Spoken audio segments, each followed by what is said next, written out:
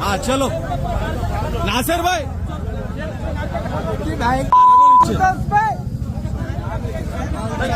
हाँ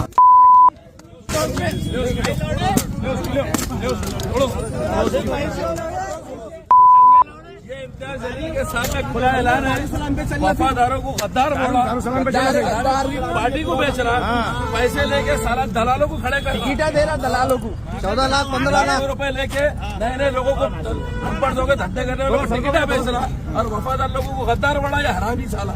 5-5 लाख में टिकट बेचा। 14 लाख तेरा मेरा रिश्ता क्या है? 14 लाख 15 लाख जलील के खिलाफ में यार हमारा ये नारा है 14 लाख 15 लाख जलील को हटाओ, महाराष्ट्र सदर से हटाना और यहाँ के इलेक्शन में उन्हें दिखना नहीं। जब हम लोग जो तो जमा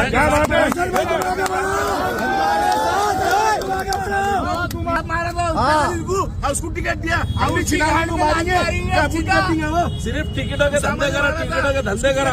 और वफादारों को गद्दार बोला। हम असद अवैसी साहब की जमात के साथ में हैं, इम्तियाज जलील के खिलाफ ऐलान जंग कर चुके हैं। पाटिल के बोलने पर टिकट दिया जा रहा है, समीर सिल्लोड़ वाले के बोलने पर 14 लाख 15 लाख हेलो हेलो 14